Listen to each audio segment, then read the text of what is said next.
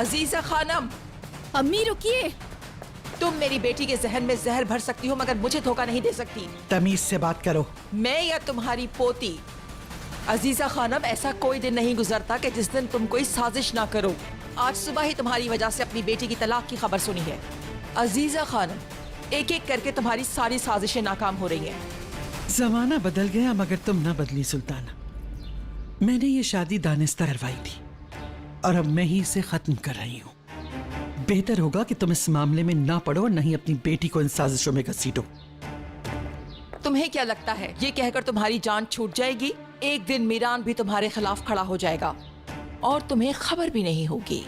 तुम्हारा पोता तुम्हारे कंट्रोल में नहीं और गोनल को भी बिगाड़ दिया। तुम इसको इस्तेमाल कर रही हो।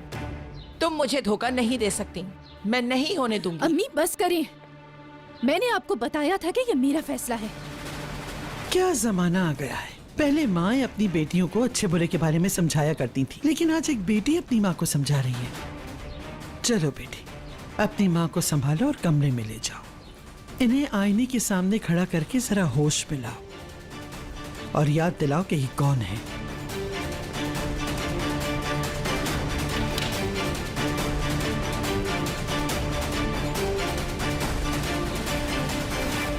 क्या तुम्हें मीरान ने तलाक के बारे में बताया था? नहीं अम्मी, अब मीरान मुझसे कोई भी बात शेयर नहीं करता।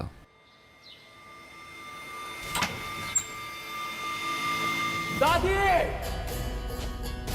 मैंने तुम्हें मना किया था फिराद। हाँ, कैसे दोस्त हो तुम फिराद? तुमने मेरा यकीन कैसे तोड़ा, बताओ मुझे। बेटा, ये तुम क्या कर रहे हो? क्या ये काफी नहीं था तुमने दादी को बताया रियान को उर्फा लेकर के आऊं? आखिर तुम मेरी पीठ पीछे क्या कर रहे हो? मीरान, ये क्या बोल रहे हो? मैंने कहा तो हवेली को कोई हाथ नहीं लगाएगा। बेटा, तुम लोग तो भाई हो, भाई ऐसे नहीं लड़ते क्या हैं। भाई ऐसे होते हैं? अस्मा खाला, किस बारे में बात कर रहे हो? कौन सी हवेली? शादुल हवेली। मीरान, ये सिर्फ और सिर्फ मेरे अकेले का फैसला था। तुम कौन होते हो पूछने वाले? मैंने आपसे कहा था उस हवेली से दूर रहिएगा, फिर आपने मेरी मर्जी के बगैर उस हवेली को लेने का फैसला क्यों किया दादी जान? और मैंने कहा था कि मैं उन लोगों से तुम्हारे माँ बाप का बदला जरूर लूंगी।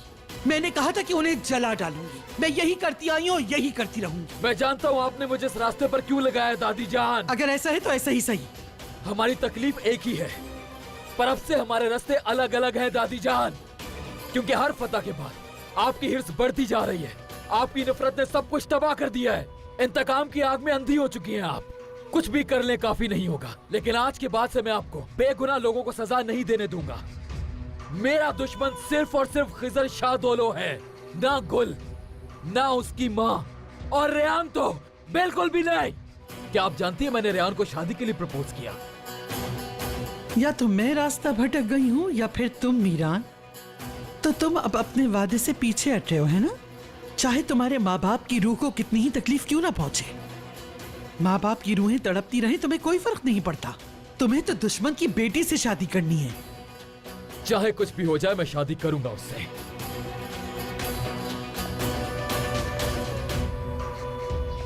लेकिन इसका यह मतलब नहीं कि अपने मकसद से भटक गया हूं मैं। अगर आपके दिमाग में यह चल रहा है तो आपसे बात करने का कोई फायदा नहीं। और आप ये बात भी जान लें कि उनसे बदला मैं अपने तरीके से लूंगा और आपको भी बीच में नहीं आने दूंगा। आपके इंतकाम का तरीका मैं हरगिज नहीं अपना सकता। मैं आज ही लॉयर से बात करके आपसे अपना हक लूंगा। मैं आपसे कोई ताल्लुक नहीं रखना चाहता। अस्मा खाला, मेरा सामान बांध दे, अब मैं मजीद यहाँ नहीं रह सकता। मीरान, बेटा, मीरान,